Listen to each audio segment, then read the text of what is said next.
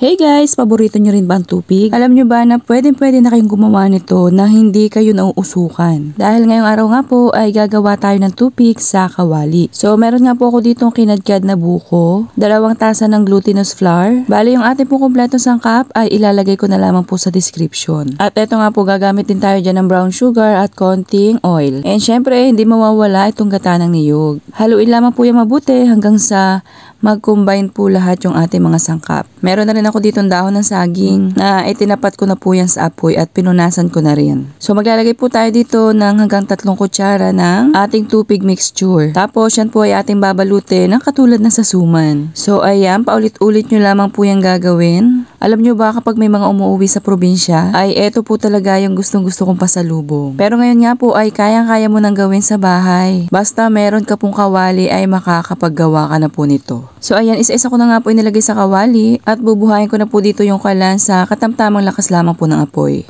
Takpan at kada 5 minuto po ay atin po itong babaligtadin para pantay po yung pagkakaluto. So halos 4 na beses ko po yung binaligtad. Ayun, ganun lamang po ito kadali. At syempre, isa lang pa po yung mga natitira pa nating binalot na tupig. Tapos ayan na, meron ka na ang tupig. O diba, napakadali lang namang gawin. Siya, serve and enjoy!